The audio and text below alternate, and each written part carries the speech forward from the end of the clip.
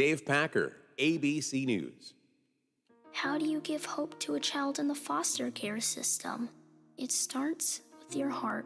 That tug you feel in yours when you hear that children are waiting for a stable, loving voice to speak up for their best interests.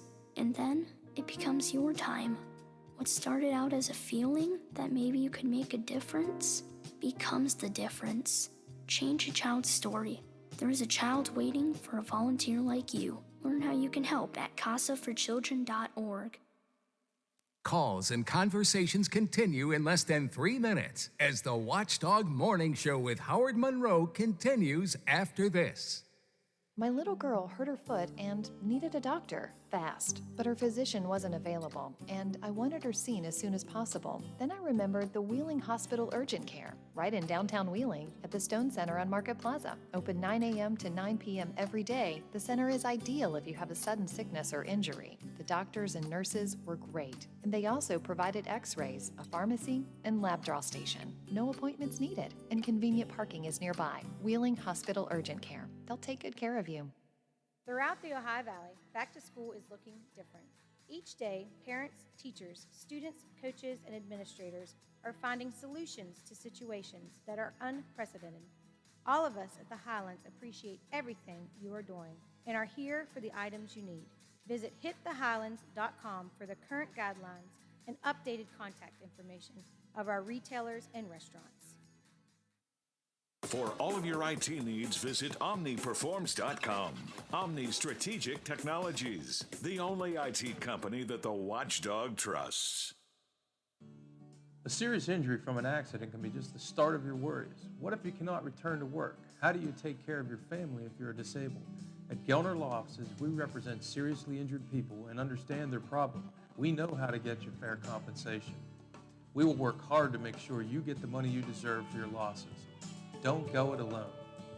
If you're hurt in an accident, call us at 304-242-2900 or visit us at gelnerlaw.com.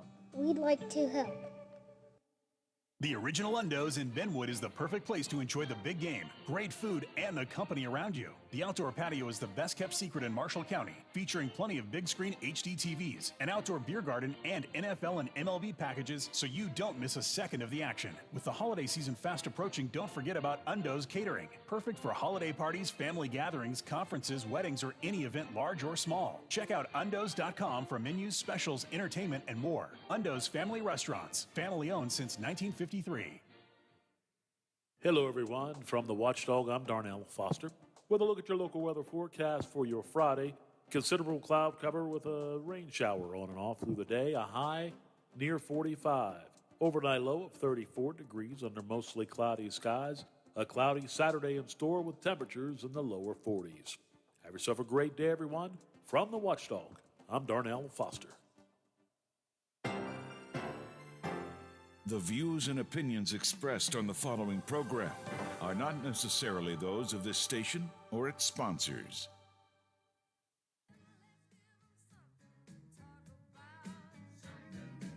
Your morning news, weather, and sports wrapped into his own unique perspective. This is the Watchdog Morning Show with Howard Monroe and Brad Leonard in the producer's chair. Brought to you in part by Wheeling Hospital. We will talk about all of these things coming up this morning on the Watchdog Morning Show. The charter school debate in West Virginia. Last couple of years, a big deal in the legislature. Teachers' unions not in favor of it at all. Legislature tried a more broad charter school approach. It was a limited charter school approach that finally passed out of the legislature. But so far, not a lot of charter schools in the state. Last week, Monongalia County rejected an application for a charter school in that area. But with the new supermajority of Republicans in the legislature, both the House and the Senate, and in particular with Patricia Rucker having been re-elected to her position, she is a strong advocate of charter schools. Will the charter school debate return to the legislature this year? And will it be a broader and bigger one than has been in the past? Hoppy Kercheval and I will kick that around coming up about half an hour from now, so stick around for that. Newspaper editor John McCabe and I will discuss the week's local news. It's a Friday, which means we have the Friday Roundtable.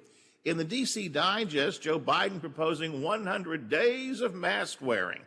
Republican leaders still struggling to deal with the Trump legacy. More weird testimony from Giuliani witnesses in his efforts to overturn Biden's win. It's Friday, so we'll pause for some laughter with our Friday funnies. The CDC outlines the basic plan to distribute COVID vaccines during, including individual vaccination cards. I'll have the latest COVID numbers for you. And another monolith appears in California. I'm telling you, they're sent from the aliens. They're connecting to each other, and eventually there will be a monolith in every continent around the world, and they will reach out and talk to each other, and then send giant beams into the sky and call the mothership down, who will come to take over the earth. As I said earlier, keep in mind I haven't gotten much sleep this week. That's why maybe I think that kind of stuff. Weather-wise, going to be cloudy, some light rain showers during the day today. 45 are predicted high. It's 38 degrees right now at the Wheeling, Ohio County Airport. 38 degrees, a feels-like temperature of even freezing. 32 degrees at the Wheeling, Ohio County Airport. Here at my home studios in the Elm Grove section of Wheeling, and at the Robinson Auto Group Studios downtown Wheeling in the heart of the Ohio Valley. It is 8:11. Brother Biff behind the glass, trying to keep things under control today and every day. Any big plans for the weekend, Biffy? Not really. No. Probably just gonna watch a little football, and we'll see what else happens. Just what kind of trouble you can get into, huh? Yeah, you never know. So we'll see. Have you been out to eat any place good lately? No, just the. I don't go out to eat, so I need people like you to. I eat vicariously with you. No, just the regular places we usually go. Nothing new or fancy or anything like that. Have you been out of Generations lately? You know what, we have not.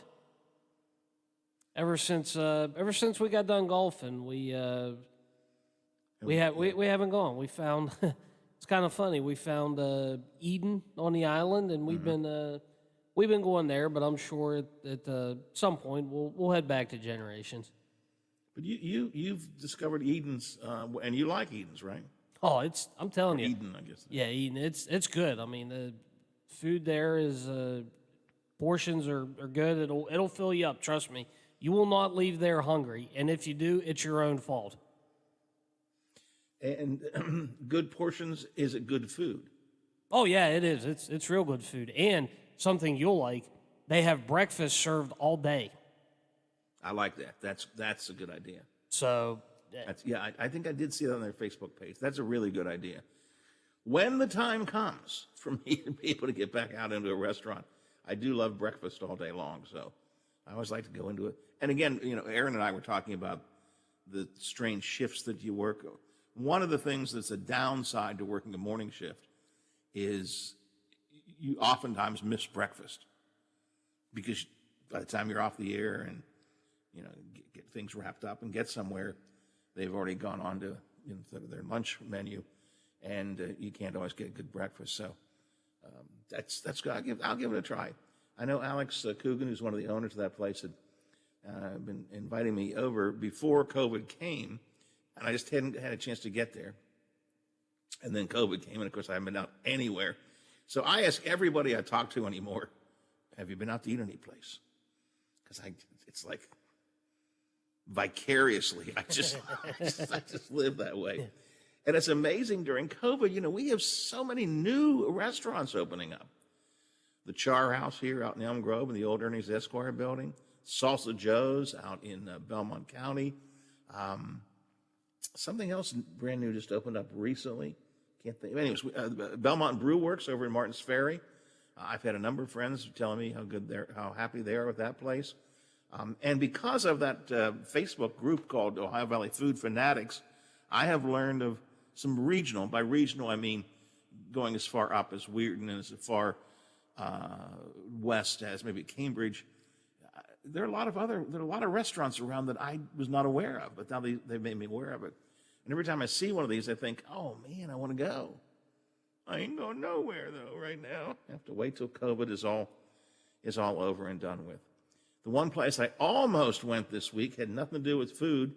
Doc wanted to put me in the hospital for some routine, I shouldn't say routine, but I've got some problems that are trying to figure out exactly what the cause of them is. And he said, well, I think maybe good if you went to the hospital for a couple of days and had some testing done. But then we started talking about Wheeling Hospital is full of COVID, quite frankly. And I didn't want to go. However, the Wheeling Hospital Heart and Vascular Institute, and we talked to their director, Dr. Campsey, last week about the institute in general. They are trying to remind you that COVID or no COVID, when it comes to issues of your heart, you really need to get in to see the hospital. Chris Allen is the hospital's chief of cardiology. Time matters when it comes to heart attack and stroke, and waiting to seek treatment is not the right choice. We know with the current surge of COVID in our region, people often delay care. We're reminding you seconds still count. So if you have signs that indicate chest pain, the traditional things we know about discomfort in your arms, shortness of breath, nausea, lightheadedness, heart disease still is the #1 killer in this country. And the truth of the matter is COVID is very big at Wheeling Hospital and every hospital in the state, basically. But don't be so afraid to go in that you don't get things taken care of quickly. And the Wheeling Hospital's Heart and Vascular Institute just kind of put out a little reminder of this yesterday, that don't be afraid to come in and get things checked if you think you've got a problem, because it's like the scales there. Heart attack, COVID. Well, probably the truth of the matter is most people do survive COVID. So heart attack, not so much. So you want to check that stuff out. And of course, as we mentioned, it was 1 year ago this very week, I guess, well, it was a Saturday, so I guess probably tomorrow technically, but 1 year ago right now that I only went to the hospital and stayed there for several weeks. I only went to the hospital after my son insisted that I go. We'd gone to breakfast with Santa Claus, and he said, Dad, you can barely walk. I'm fine. Don't worry about me, son. I had forgotten this, so we had some trouble, as you might all remember if you were with us a year ago, and we talked this on the air. I'd had trouble with we went to see Breakfast of Santa Claus, and they messed it up, didn't have the reservations right, and Teddy couldn't get to go see Santa Claus that day, so we were very frustrated. And so the family had all gone, and so we thought, well, we'll go somewhere else, and we went to one of my favorite places, Biffy. Where would it be? Bob Evans. Yipper. I'd forgotten this till my youngest son was reminding me yesterday. So we went to Bob Evans, and he said, Dad, you got out of the car barely and took like 2 steps, and Jason, my oldest son, said, get back in that car. You're going to the hospital right now. And they, of course, went in to eat breakfast. We're going to have breakfast, Dad. We'll see you later. You go yourself, make sure you don't die, so please go to the hospital. But a year ago today, or basically today, this week, and it's a good thing I did, Biffy. I was going to try and, fight it out. Come on, I'm a man. A little pain, a little shortness of breath, no big deal. And it was a serious problem. And again, the next thing you know, I was there for 2 weeks. So good thing you didn't. When I saw this little, it's a good thing you did. Exactly right. And that's what this Heart and Vascular Institute little reminder that came out yesterday was: don't be so stubborn or fearful of COVID now that you don't go get things taken care of. All right, it's 8:20 in the morning here on the Watchdog Morning Show. We have 38 degrees at the airport, and it feels like temperature of 32 degrees. We'll have some Friday funnies, the DC Digest coming up. Those aren't together. Those are 2 separate items. The Friday funnies and the DC Digest coming up. And Hoppy Kercheval is up in the next half hour of the show. He and I are going to talk about charter schools in West Virginia. It's all coming up here on the Watchdog Morning Show. Feel free to add your licks to our mixture by using the text line 304-214-1600, 304-214-1600. Always happy to have you on the line. Now, during the Jim Robinson Ford Lincoln Toyota Pre-Owned Super Sale, select from over 80.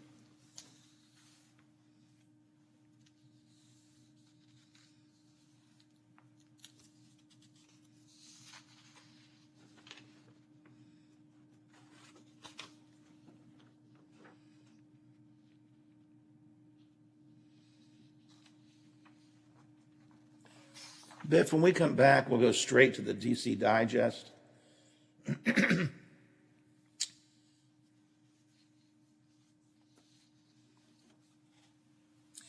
And then I'll try and squeeze in one of these comedy bits. You have the Steve Martin bit that I gave you. I forget the number. I don't have the number on my sheet here, but you know what the number was?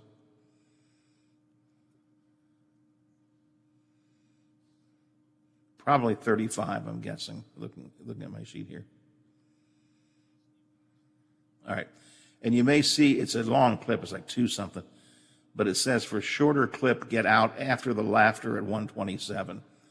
So we'll do that about right around 127. When they have a laugh of some kind, we'll drop out. Okay? So come out with DC Digest. We'll get the funnies in and Hoppy in the next half hour. So that's what I got.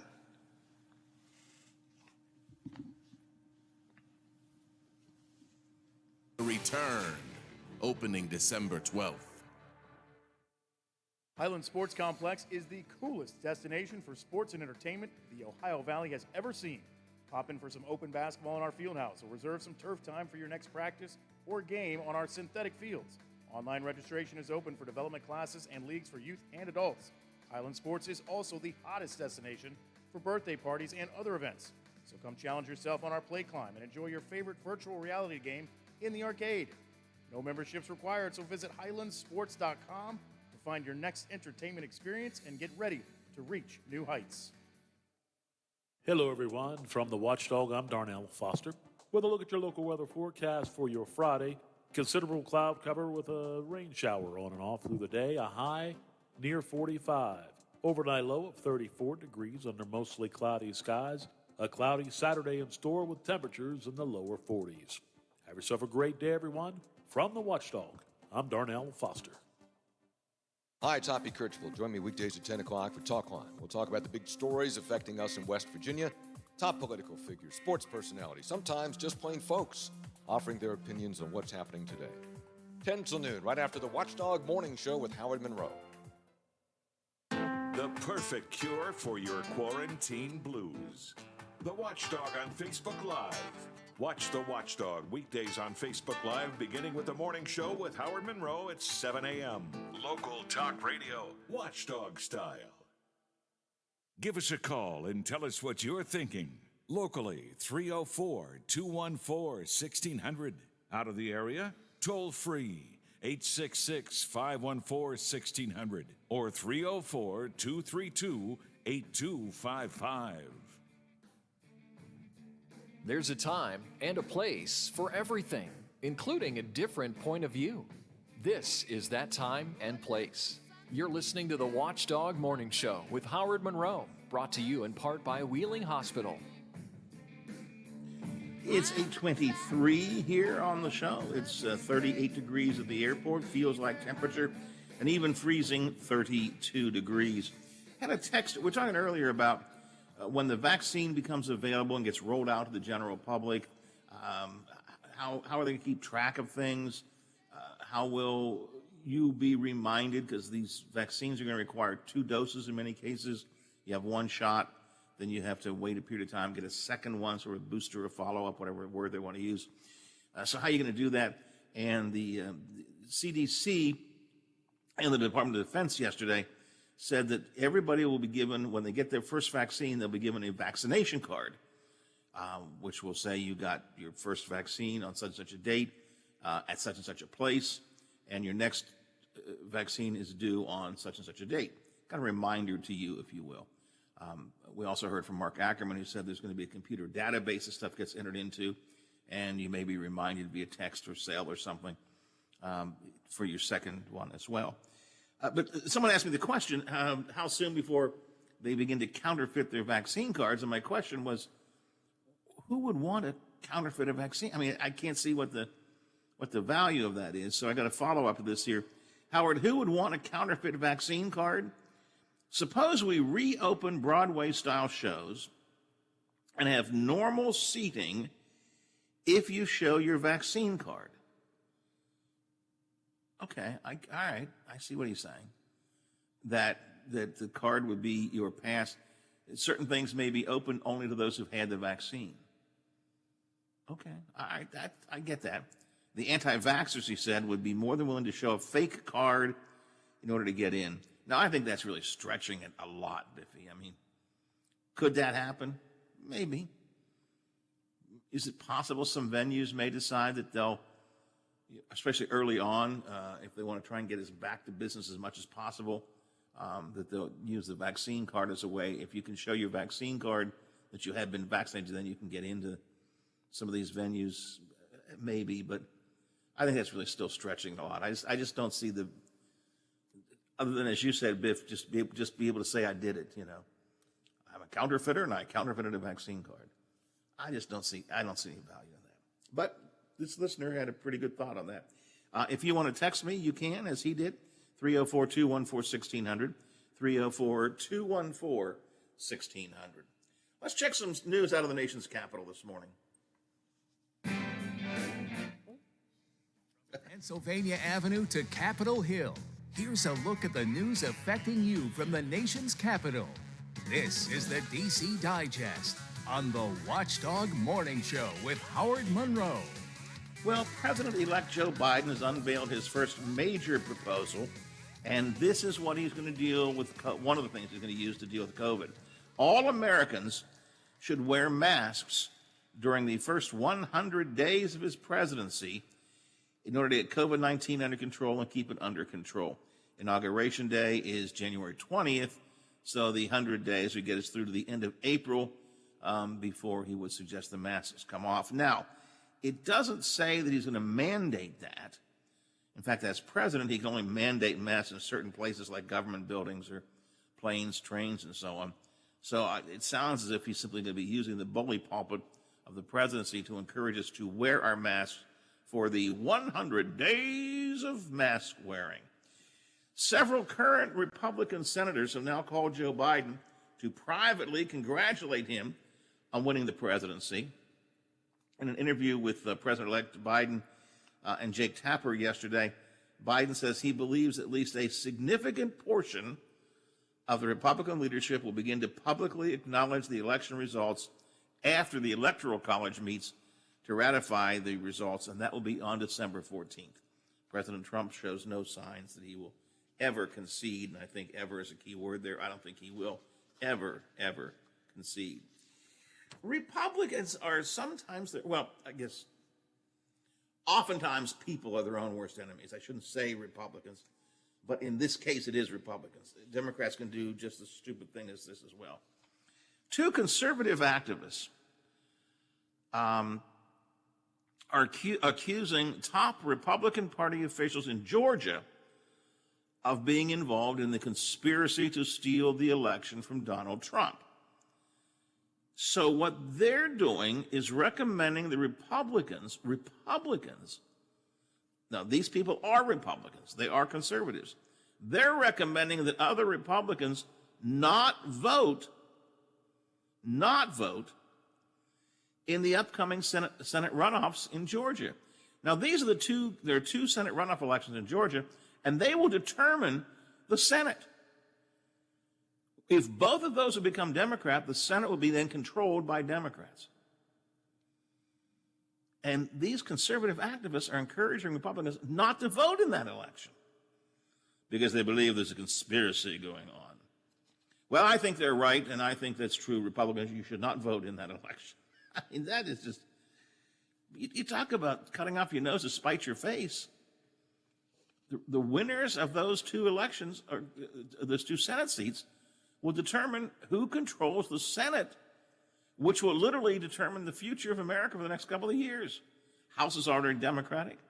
Biden is a Democrat. You add the Democratic Senate, they'll have control of all three houses, all three of the key elements of power.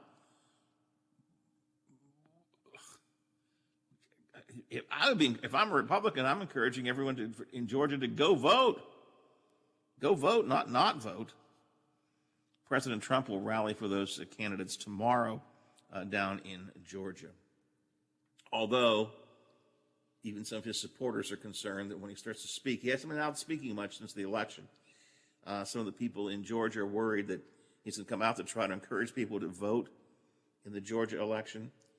And instead, we'll start talking about election fraud and how he really won after all and end up getting alienating more and more people. The issue of fraud is still being battled by Rudy Giuliani in courts in a couple of places. His star witness in one of the recent hearings was deemed by the judge not credible.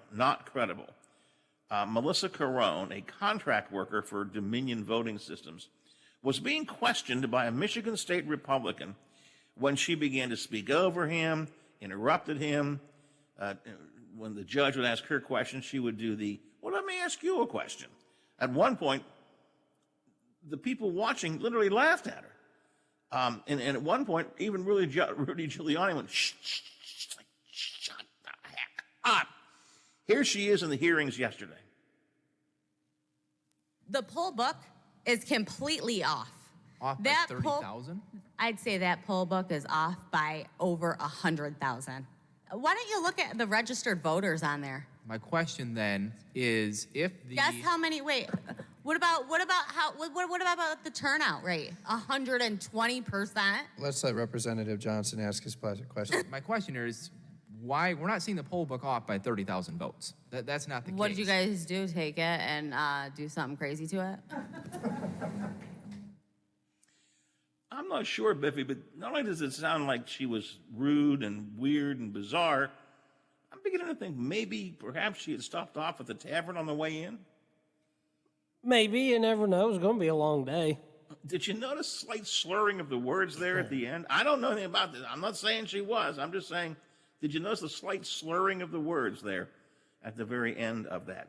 At any rate, some folks online took note of the fact that she sounds, you just heard her in her own words and her own tone of voice and so on, that she sounds a lot like a Saturday Night Live character, Cecily Strong.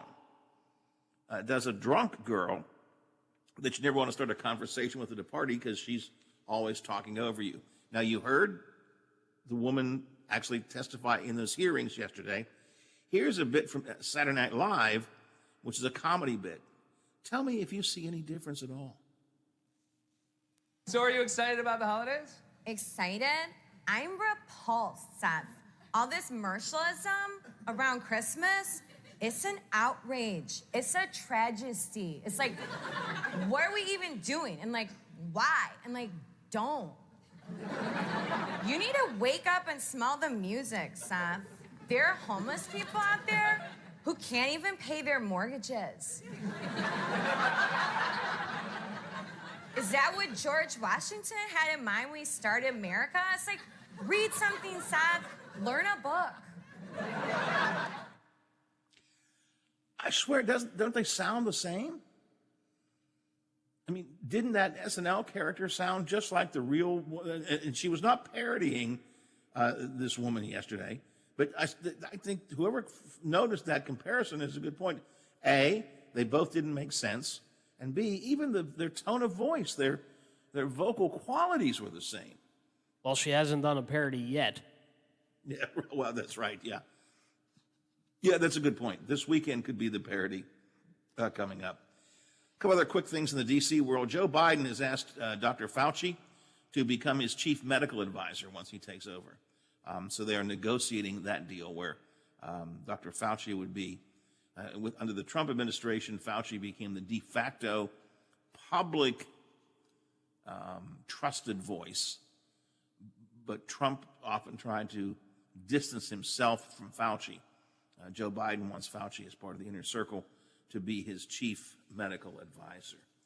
All right, so those are a few of the odds and ends I thought we might find interesting this morning off the DC Digest front. Let's turn to West Virginia and charter schools. Are we going to see another run at charter school expansion in the state this coming legislative session?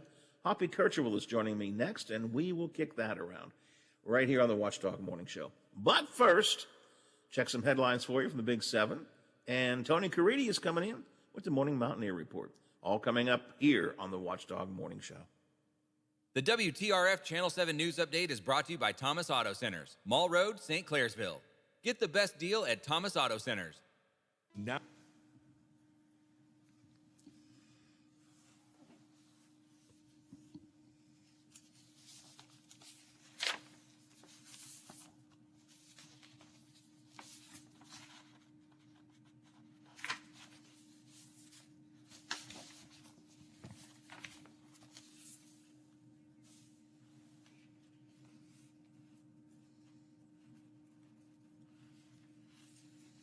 Okay. Hoppy in the next segment, if you've got his number right.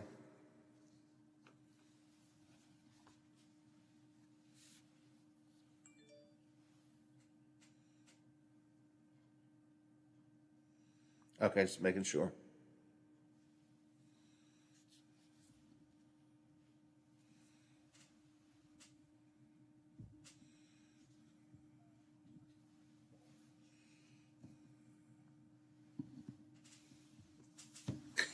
All right, I'll be back in a minute.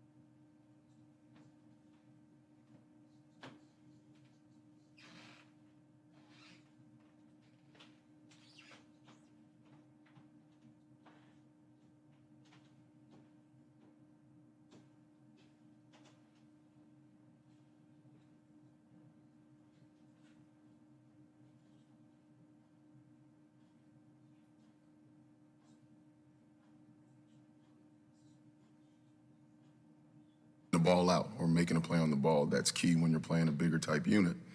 And these guys, all three of them, are lengthy, big, have the ability to locate, catch the ball in the air.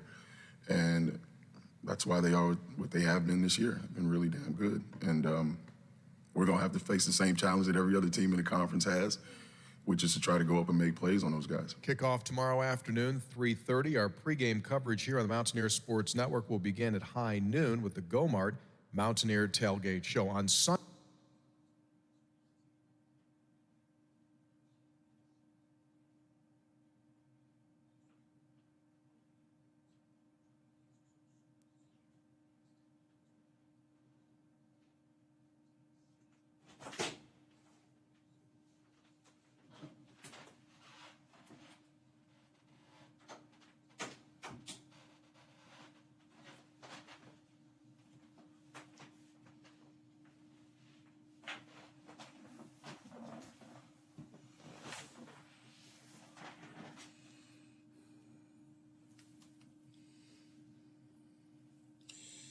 back, Biffy.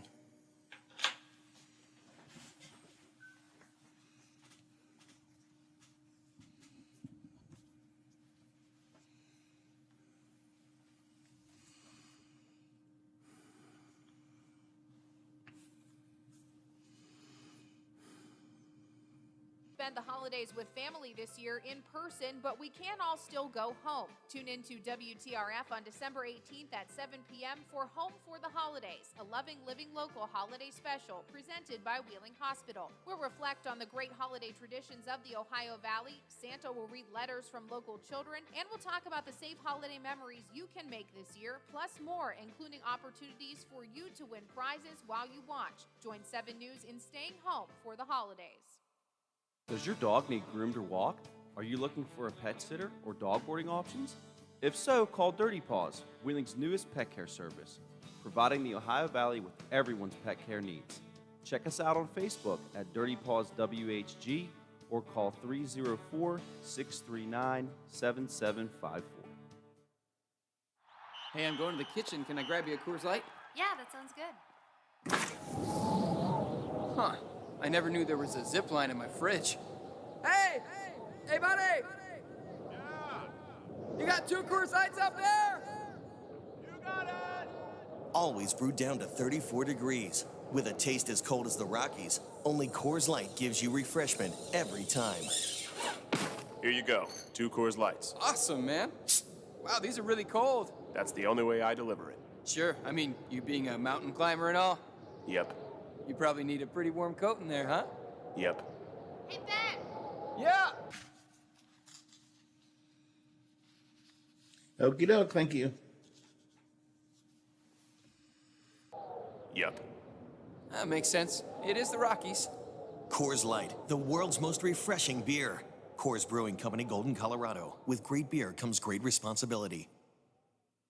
Hello, everyone. From the Watchdog, I'm Darnell Foster. With a look at your local weather forecast for your Friday. Considerable cloud cover with a rain shower on and off through the day. A high near 45. Overnight low of 34 degrees under mostly cloudy skies. A cloudy Saturday in store with temperatures in the lower 40s. Have yourself a great day, everyone. From the Watchdog, I'm Darnell Foster. There's a time and a place for everything, including a different point of view. This is that time and place. You're listening to the Watchdog Morning Show with Howard Monroe, brought to you in part by Wheeling Hospital.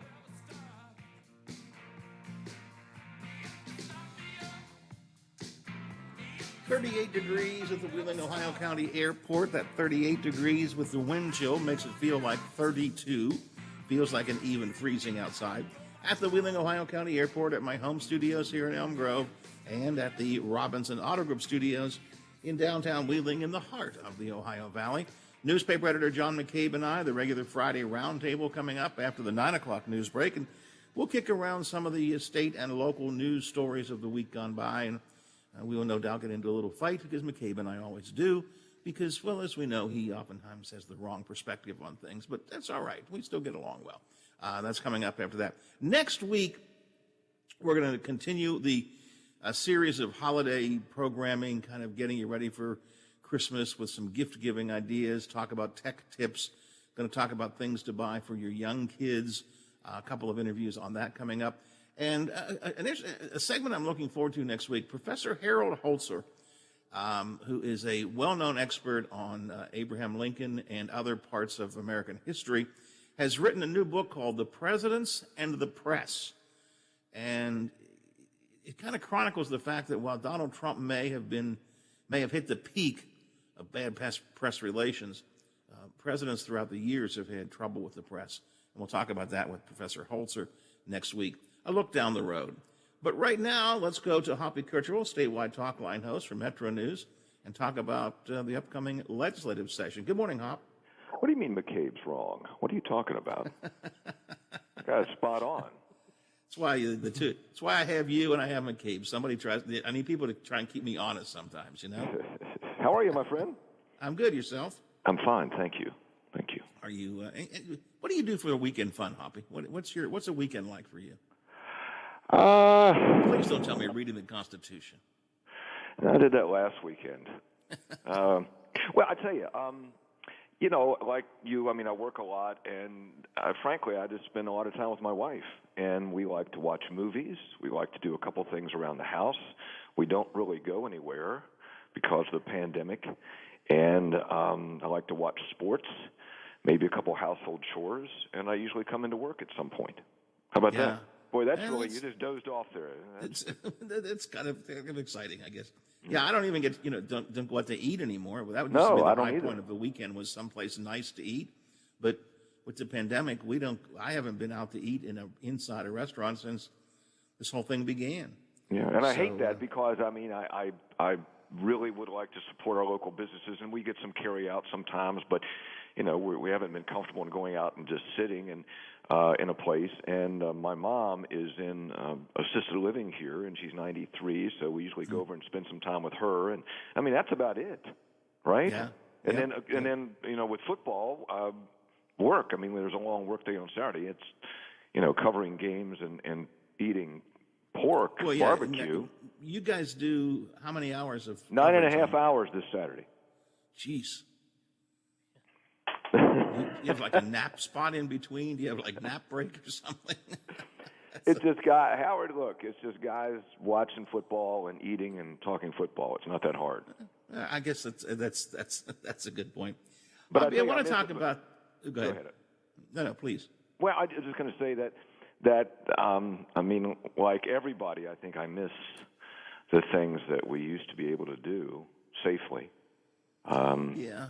And my wife is a devout Catholic, and she doesn't feel comfortable going to church right now, frankly. So yeah, I'm an elder in our church, a member of the session, but I have not been inside my church. Well, I've been inside the building during weekdays for reasons, but I have not been to a worship service again since this whole thing began back in March, April, something like that. Now we do services in our church on Facebook Live, so I do watch it every Sunday. But yeah, I miss that. I do preach several times a month up in Dillonvale, Ohio. Really? To my wife's discontent, I do mask up and go in and do my preaching. But I told them when they came back to worship there after the COVID break, that I would put my mask on, walk down the center aisle, and go to the pulpit and conduct the worship service and preach and say thank you very much and put my mask back on and walk out and say goodbye. I don't take any time to stop and talk and socialize, which used to be a key part of going to worship too. It was just sort of it's the communal part of it, and you miss that's a big part of it, right? The thing I've missed the most, and the audience knows it because I say it almost every single day. What I miss the most is going to lunch. Put that in quotes. Not just having a burger, but I'm one of these guys that almost every day, every weekday, I would meet somebody for lunch, either a business lunch or just some friends to get together and we, have lunch together, sit around, chew the fat, that kind of thing, right? Mm-hmm. Right. That was the highlight of my day. And and now I have not been out to lunch since. That's the one thing I miss the most. And I am really getting antsy and itchy. And I suspect you're like this too, Hoppy. I'm really beginning to miss traveling. Yeah. My wife and I have been traveling a lot in recent years. Iceland, Germany, Switzerland, out west. And we haven't traveled now. And I'm really getting antsy to be able to get back and do some traveling again. Yeah, I mean, same here. And I tell you, my son is... last year, he got engaged last Christmas, and then they planned the wedding for April of 2021. And they even planned that after the virus hit, thinking, okay, April of 2021. He called me the other day and said, I'm not sure. Yeah. Well, he'll be just on the getting out. I mean, that's the earliest I think we expect things to get somewhat close to normal would be around springtime. Based on everything I'm hearing. So, I mean, that's going to be a little iffy, a little dicey. Is he going to plan a big wedding? Yeah, pretty big. But now, I mean, you're not really sure. They're not really sure what to do. I had the New York Times has this kind of neat interactive where you can enter some of your personal and demographic information, and there's a general speculation about where you might end up on the list to be vaccinated, where you might fall. So I entered mine last night, and I was kind of in the middle because I'm 65. I entered my wife's, and she was next to last because she's young. She's younger, and she's not a frontline worker, and she doesn't have comorbidities. So it's like, oh, well, if there's any vaccine left, if there's any left over, you'll here's one. I think we found one here. Yeah. I'll have to look. I didn't see that on the Times. I'll have to look that up because I'd be curious. I am over 65. Also have some issues that put me in a high risk category. So I'm anticipating that when it hits the general public, I would be. I think the first round will go to the very elderly and nursing home patients and so on. But I would think I'd be in the next round of that. I have to see. But boy, you can have my shot. You should be up there near the front of the line. There we go. Hoppy, I wanted to talk for a minute or two here about the charter schools. In the legislative session, was it just this past year? 2019. 2019. They approved, it was almost sort of a trial run of charter schools. A minimum number of charter schools could be started in the state. They would have to be authorized by individual county school boards with certain guidelines set up by, I think, the state, and then more by the county school board. This past week, it was Mon County, I think, right? Right, said yes. no to a proposal for a charter school. Do we have any charter schools that have been authorized in the state yet? No, Howard, this would have been the first. And this was a group that is led by a WVU professor and his wife, and some other people have come together. They want to start a charter school that would serve Mon, Preston, and Marion counties. So they sought school board approval in Mon and Preston counties. And it was controversial for several months, and there was back and forth, and the school board would say, well, you need to give us more information on this, and the organization says, okay, we'll do that. And there was a contention about the timeline. This gets down in the weeds a little bit, and whether the school board took longer than it was allocated, than the time allocated, which is 90 days. And just this week, they rejected it. And the school board said that not all the criteria were met, or they weren't satisfied with the answers to the concerns that were raised, and so they rejected it. And then the organizers say, well, wait a minute, really you should be working with us to help us gain approval rather than putting obstacles in the way. So they plan to appeal, and I think that will end up in court. But this has sort of renewed this whole debate and discussion in West Virginia about charter schools. And charter schools receive public dollars, but they operate much more independently than traditional public schools. They can change their mission. They don't have the same rules and regulations concerning hiring and firing, those kinds of things. So this, I think, is going to be revisited by the legislature, because those who support charter schools believe that what was included in that omnibus education bill was very watered down, because it allowed only 3 charter schools over 3 years. There was only one approving agency, and that was the local school board, and the pro-charter people think that's a conflict of interest. So I think you'll see the legislature, in whatever form they meet in 2021, revisit that and try to open that up and broaden it a little bit more and make it easier, frankly, to open a charter school. I haven't looked member by member, but my sense is, given the new makeup of the legislature after the first of the year, super majorities for Republicans in both the House and the Senate. One particular member, Patricia Rucker, back in office again, getting reelected in somewhat of a tight race for her. My sense of it is that the pro-charter school forces probably will have more support in the legislature this time than they did before. Agreed. And certainly on the Senate side, this would be not a slam dunk, because it's the legislature, who knows, but I think they picked up more support in the Senate. House is a little bit more of an unknown, but I've talked with some folks in the Senate and the House, and I think you'll see this charter school issue come up again, and also maybe education savings accounts, which would allow for some dollars to be put into savings accounts for private schools. So this will come up again. And again, some of this depends, Howard, on what this session looks like. And I don't think we know yet what it's going to look like. Because of COVID, you mean? Right, exactly. But I do think that given the fact that the chair of Senate Education, Patricia Rucker, wants to do more on charter schools, and she's in the leadership team, you would think that even if there are limited opportunities or limited priorities, that's going to be up near the top. Of course, she was before, but I think this time around she's more likely to have more support of her colleagues. Yes, exactly. Which will make that more influential. Exactly. What have you talked to Rucker? I have not. Have you talked to her? Yes. Had her on the show What this would week. she? I missed that. I do apologize. I have to go That's back all and right. check out the podcast. That's What okay.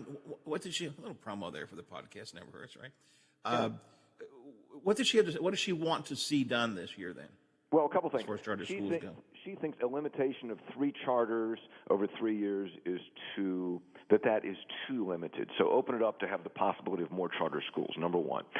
Number two, to have another authorizing agency, because, again, only the local school board can authorize a charter school, and she and others who are pro-charter believe that's a natural conflict of interest because she believes, and others, her cohorts believe, that then you have the school board in a position where it is the one that would authorize competition to local schools. So she thinks that's unfair, and you should open it up to like colleges or universities to also be an authorizing agency, and also to have an appeal process. You answered my next question was I don't necessarily agree with that. That the school boards are a bad place for it to be, but I do get the argument. Where else what other authorizing agency would she want then? A university or a college, for example, which is done. Wasn't that part of the bill or at one point in the last session? And there was a lot of other stuff in the bill. Would have been much broader under the original provision in the omnibus education bill, but it all got struck out as the process went on to try to make it more palatable, to get more votes, to get the whole thing through. So that's what happened. But the local school board, Howard, argues, look, it's still a public school, and the local board is an elected board that is responsible for taxpayer dollars, and that it should be the authorizing agency. So I get their debate, too. I get their point, too. I mean, it strikes me that school boards are the appropriate place for it. But as I said, I also understand the argument that's made, but I'm not. What would worry me is if this gets into the realm of any kind of political entity. I guess school boards are technically political too, but it needs to be kept inside the education community. I want education decisions made by people who understand education. College universities, okay, that makes some sense. I guess I could see that, but I would want to be very careful about what other entities would be given this power. I don't know why we'd add more than 3 since we couldn't even get one passed so far. Yeah, I don't know. I mean, we'll have to see. And there's a larger debate about charter schools. It's the bell curve. Some work really well, some don't and lose their charters, and some, I've looked at some research on this. That's what I do on the weekends, is read that. But and some are just about the same. That the results are about the same. So it just depends. Teachers union opposes charter schools and has been very strong about that. And they have been very successful in the past couple of sessions when the issue came up. But it seems to me, A, with the Republican majority, supermajority, it's not going to be as powerful. And B, I just get the sense the strength of the teachers union is waning a bit after this huge success a couple of years ago, the teacher strike and so on. I feel like they've lost a little bit of their oomph too. And they may have. And again, you look at the supermajorities in the House and Senate. And that. All right, statewide talk line today at 10. Yes, we'll sir. talk to you then. I got to run. Thank you Howard. very much. Poppy Kercheval, statewide talk line today at 10 here on the Watchdog. ABC News now. The Watchdog is FM 98.1, AM 1600 WKKX Wheeling, FM 97.7, AM 1370 WVLY Moundsville. The ABC News is brought to you by Thomas Auto Centers, Mall Road, St. Clairsville.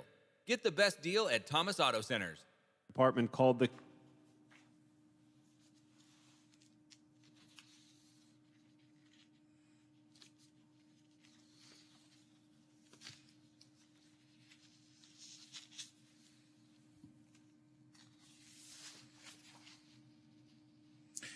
I have not heard from McCabe yet, so let me know if he calls.